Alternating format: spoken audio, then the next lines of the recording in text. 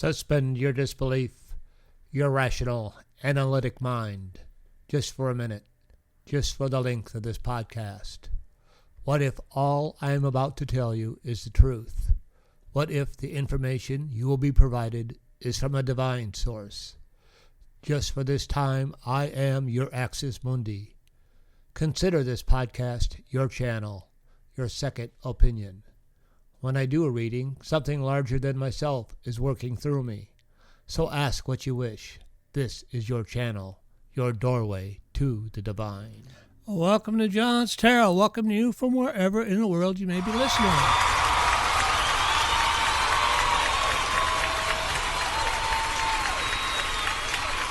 Oh, thank you very much. I appreciate that.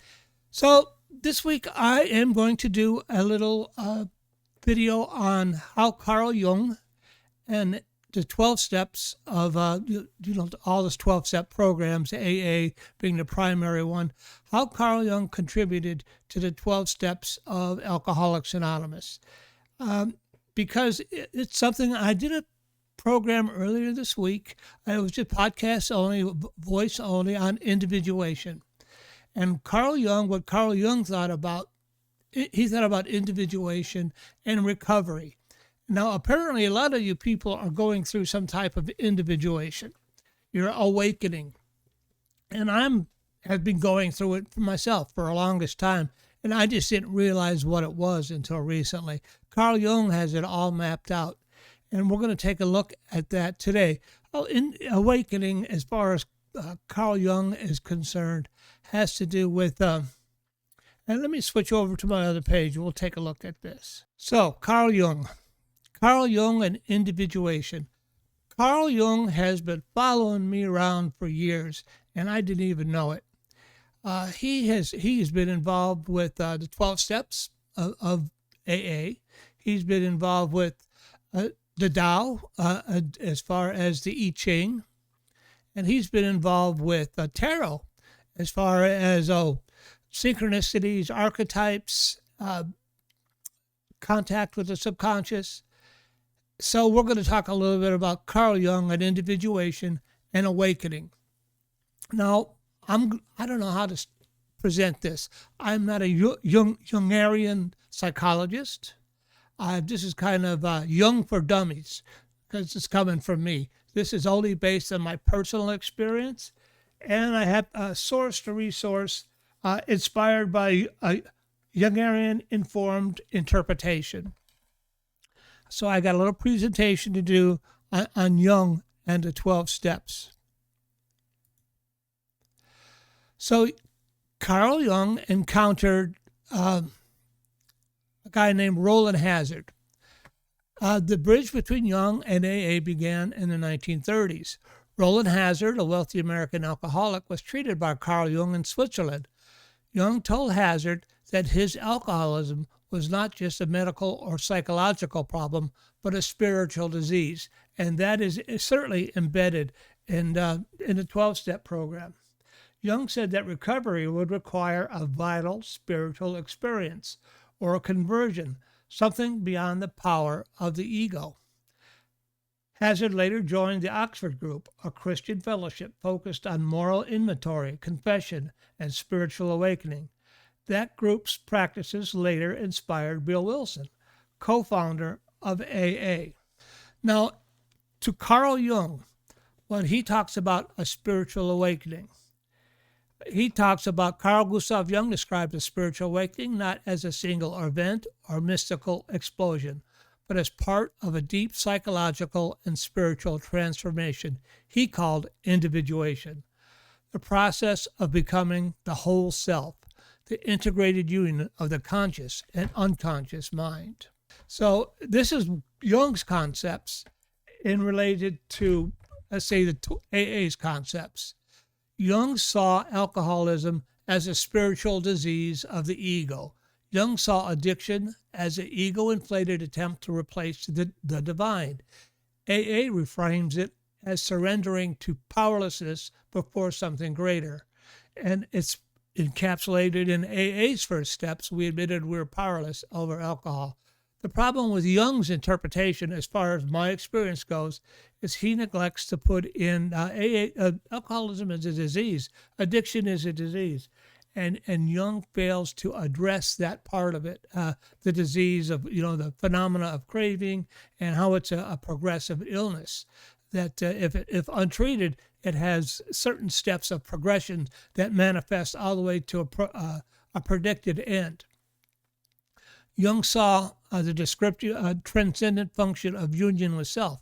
The power greater than self parallels Jung's self, the integrated principle beyond the ego. And I'll come to that in a couple of minutes. And that corresponds to step 2, came to believe that a power greater than ourselves could restore us to sanity. In Jung's idea, he means that higher self, that we develop as a result of the process of individuation. Then you have shadow confrontation, steps 4 and 5. Now, everybody involved in the 12-step program is familiar with that. Facing one's shadow honestly mirrors Jung's process of making the unconscious conscious. And in terms of what the 12 steps say, made a searching and fearless moral inventory admitted to God, ourselves, and to another human being, the nature of our wrongs. That's taking a look at, the things our ego doesn't want us to look at, our shadow side, the darker part of our behavior. We're good on denial, of blaming, but the 4th step forces you to take a look at yourself and your own actions and how those affected other people. And now, not just to admit those to yourself, you're going to admit those to another human being. Confession and integration. Confession to another person, a human person, mirrors the catharsis Jung saw as essential to psychological healing. And then final, service and individuation. Steps 11 and 12, spiritual growth and service reflect the outward expression of individuation, embodying the self through service and compassion. Let me move over to my next page. So Jung saw the process as he didn't see it as a disease, but he saw it as an ego illness, an ego sickness, that the ego is preventing you from reaching wholeness or completing the process of individuation. I started having issues with individuation, and I didn't know what that was. When I got involved with Buddhism, currently I'm not involved with any formal religion. I'm an independent. And I would have synchronicities. The synchronicities were prayers answered, and what that was I was in a lot of suffering, and my true self wanted to come out and be bigger than it really was. And my little alcoholic mind, my little alcoholic perceptions were preventing it from happening. And that was causing me a great deal of pain, emotional pain, spiritual pain. And when I began on a path of awakening or cracking that old self to allow the higher self to develop, I started experiencing what the subconscious would say, answering of prayers or synchronicities. I talked about my first synchronicity, and I had so many along the path, but I'm not here to describe all my synchronicities, but you might, unusual occurrences, God moments, God shots, we would call them in the program. And these are, Jung would describe as synchronicities, where it's the ego's, you're tamping down the ego, and a higher self is trying to develop and expose itself. Jung's letter to Bill Wilson, 1961. In 1961, Jung wrote the famous letter to Bill W., acknowledging their shared understanding. He said that Roland Hazard's only hope was a spiritual awakening, and that the craving for alcohol was really a thirst for wholeness. I discussed that. A misguided longing for union with the divine. That is part of the spiritual illness. True. Jung wrote his craving for alcohol was the equivalent to a low level of the spiritual thirst for our being for wholeness, expressed in medieval language, union with God. This idea that addiction is a distorted search for divine connection lies at the heart of AA's emphasis on spirituality, humility, and surrender. And it is connected. This is how Jung influenced AA and the 12 steps. Jung's influence on AA brought psychologically and spirituality into dialogue.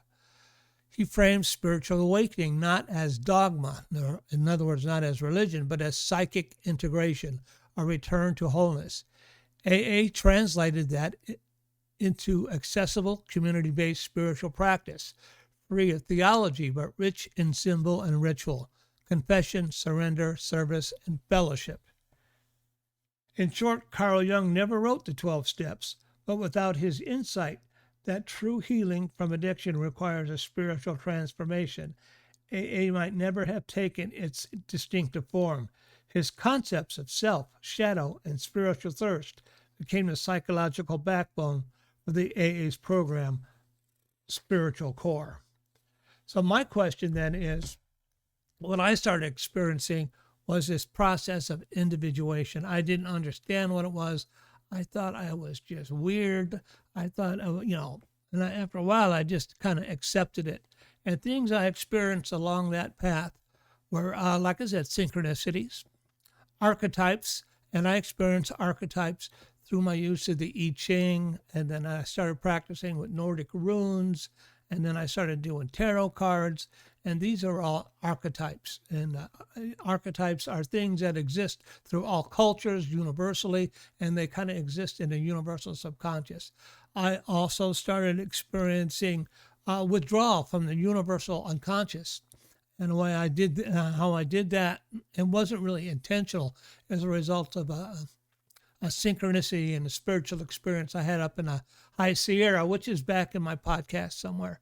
I describe what happened, where I've decided to withdraw from commercial television, that watching commercials affected me psychologically. I didn't feel good about myself. It affected me negatively, and I had to find out what made me feel good about myself. What made me feel good about myself is being of service to my fellow human beings in a lasting and meaningful way. That's what really makes me feel good about myself. The philosophy of materialism is a false god, and it's a false thing, and I don't subscribe to it. I subscribe to the philosophy of noble service, and that's what makes me feel good about myself. Also, I've recently discovered my shadow self. This is a part of the process of individuation. When I look at our current administration, I see the darker parts of my personality that I don't want to face. Somebody's greediness, somebody's ego is just out in front, and their selfishness and their self-centeredness, and those are parts of my personality I don't want to face. That's part of my shadow. And I project that onto this administration. Yeah, our current administration has those things going on. But my problem with it is to project, understand that that's my projection. These are the darker sides that exist within me that I need to take a look at, that I'm uncomfortable with. And that's why I get so angry with this administration. And the people that follow this administration have just not, these are people who have not developed that higher self, have not gone through that process of individuation. So they follow. They believe what somebody says. They believe what their church leaders say. They believe what this individual says. They haven't developed their own ability to follow what they think is right. I had an experience with that during COVID. When COVID came out, and I was kind of forced to make a decision to do the right thing. What did I think was the right thing? And what I thought was the right thing was to be of service, even if it cost me my life. And that was in nursing on the ICU. I was already an ICU nurse. And I decided that even if it kills me, this was the right thing to do. And I needed to face that and do it. And that was that higher part of me, making those decisions to do the right thing. As it turned out, I never got COVID. A lot of people died. Luckily, I wasn't one of them. And luckily, I didn't bring it home to my family. It didn't happen to them. My condolences to those that passed away during that pandemic. We all know what we went through. And to all the nurses out there, we all know what we went through. So I went through things like that. And then along this path of individuation, my subconscious started contacting me through dreams. I talked about that. I have a thing on individuation that happened about 3 years ago where my subconscious was really started communicating with me. And I'll give for instance, it'll tell me things in dreams. it told me, in a dream a couple of weeks ago, what held me back in terms of being on this path of individuation was my alcoholism. That really held me back. So, okay, I worked at 12 steps. I've changed. Let's see how the 12 steps do work in the 12 steps. Is that on the path of individuation? Are you going to be individuated as a result of working the 12 steps? That's my next section. How common is individuation and 12-step recovery? Is Jung's concept of individuation and 12-step recovery? The short answer is relatively few people in 12-step programs reach full individuation, but many begin the journey. Let's break it down. So AA's goal and the Jungarian goal. In AA's goal, Alcoholics Anonymous, is the goal there is to stay sober and avoid destructive, unconscious, to avoid self-destruction. In the Jungarian, it's to become a whole, integrated consciousness. So in AA, we just want to stay sober. We just don't want to die. That was my focus when I came into AA. I had no desire to do individuation. I had no idea what individuation was. I just didn't want to die. As a result, though, I've become whole and integrated. Practical moral inventory, full shadow integration. I didn't know what that was. I just knew I had to work the steps in order to stay alive. AA's goal, relationship with a higher power, and Jung sees it as a relationship with the self, with the inner divine center. AA talks about help others recover, service work, and Jung would describe that as embodiment of the self through service. AA opens the door to individuation, but does not explicitly guide the full inner journey. So, out of all those people who come into AA and who work the 12 steps, the distribution based on Jungarian's work with AA, numbers vary, but depth psychologists generally purpose. So what percentage of the people coming into AA would reach full integration or individuation? Sobriety only, so just the behavior change, your ego is still defended, 50%. Moral and rational repair, shadow work has begun, only 30% go to that. Spiritual awakening, a 12-step realization, according to these numbers, only 15%. And true individuation, ongoing self-guided life, 5% or less. What AA does uniquely well, AA forces 3 milestones that are also individuation milestones. AA helps with the ego surrender in steps 1 through 3. Makes definitely ego deflation.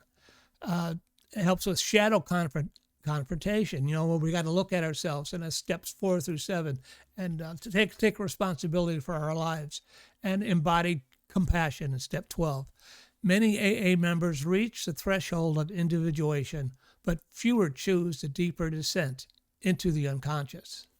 The rare ones, the people who do enter individuation within AA, often become sponsors with deep spiritual gravity, elders with symbolic insight, guides without ego agenda, carriers of hope into the darkness. They don't preach, they embody. Why individuation is rare. To complete individuation, a person must continue shadow work beyond sobriety, deepen inner symbolic language, dreams, myth, synchronicities, shift from external authority to inner self. I'm more involved with inner self. When people talk about, well, that's God's will. What is God's will? Carrying out God's will until all our life. We get some confusion there in terms of what happens in the 12 steps and what happens with Jungarian. At this point in my life, I am inner self-guided. I have a higher center, a higher ability to realize what's right and wrong.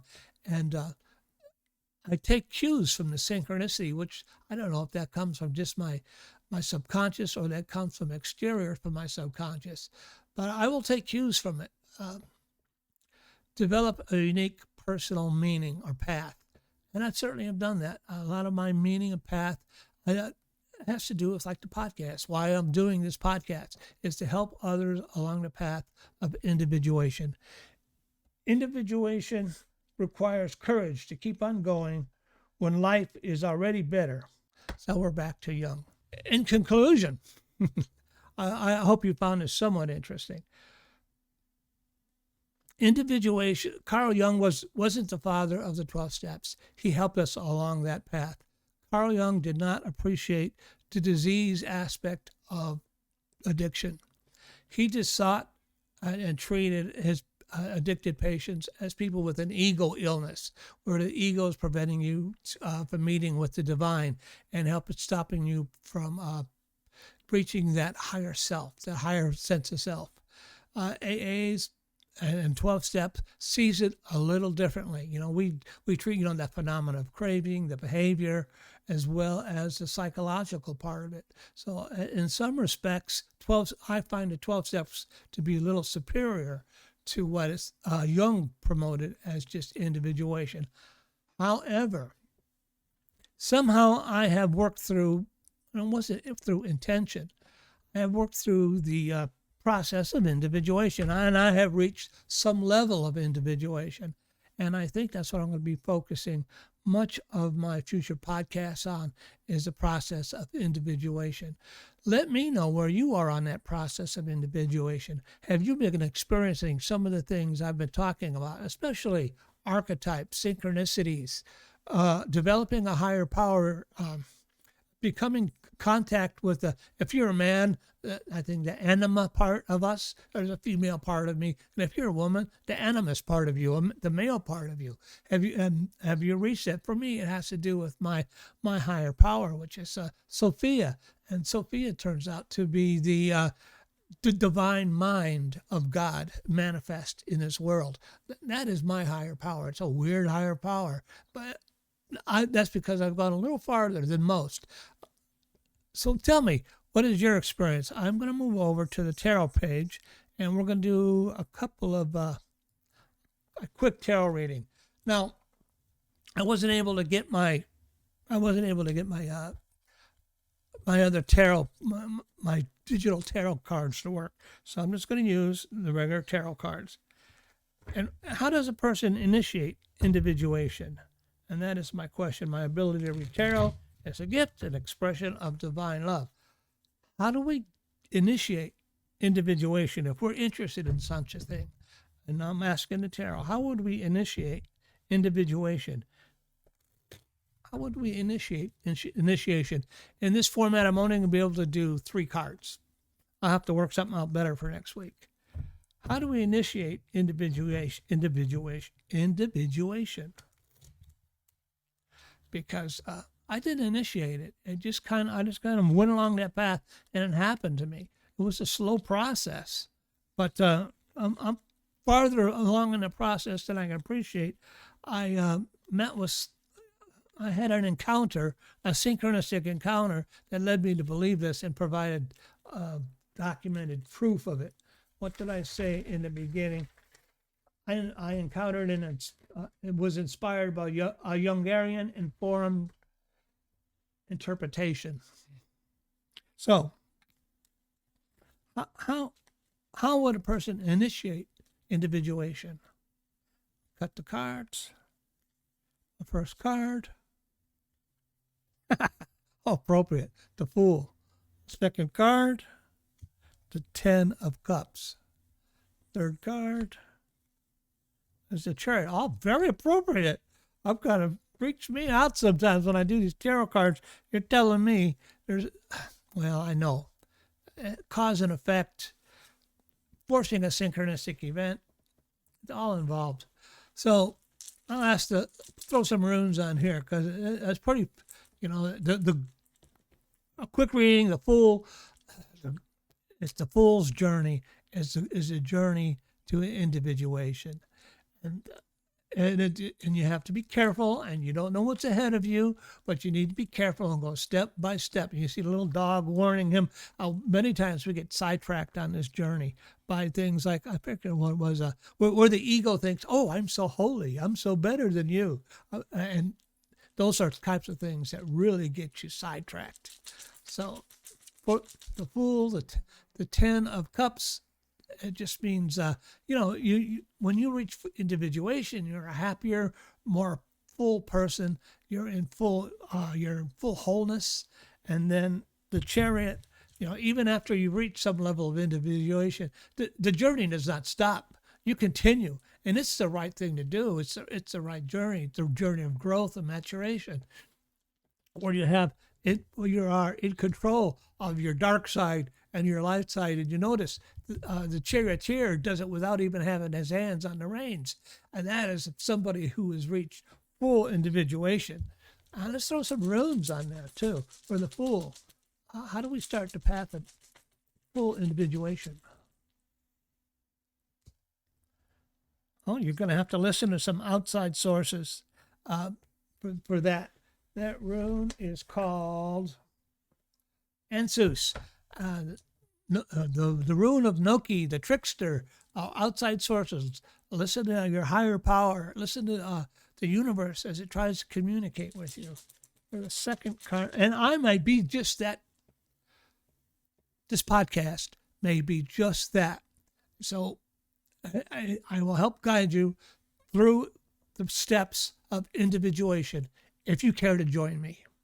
If you send me an email, I'd love to hear from you. For the Ten of Cups, the rune is called Orthelia, and Orthelia has to do with inheritance, stripping away the old in order to inherit the new. So if I look at it, I have the Fool. You're going to start on this journey. You don't know what's ahead of you. You need a guide. You need somebody to help guide you. It's a path, but it's going to lead you to happiness, the Ten of Cups, happiness and fulfillment, and a more whole life. You see a man with a wife and kids and a house in the background. Materially, it may not be that, but spiritually and emotionally, that's exactly what it is. And that is your inheritance as a human being. That is what you deserve to have as a human being. That should be your inheritance, is have that wholeness of mind, body, and spirit, and to carry out in your life and lead a happy and fulfilled life. And then the final card, the Chariot. And that one is called the Raz. The Raz has to do with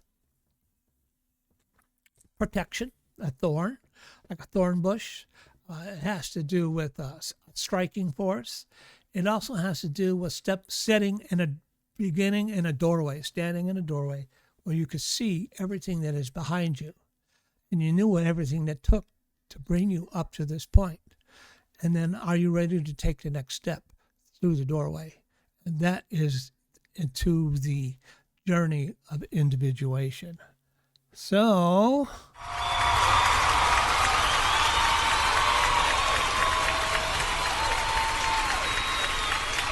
it's not that big of a deal.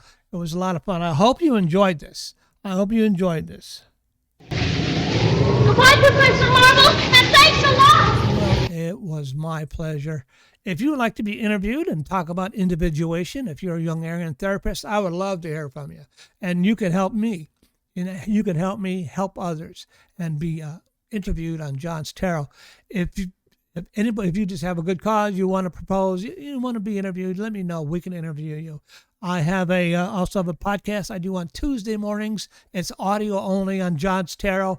I don't put it up on YouTube, but you can get it off of, I have a Facebook page. You can find it off of there. So until next week, be careful, be cool, be kind. Remember, have strength. Find courage, have strength, and I will see you all on Tuesday when I do my podcast. Okay, bye-bye.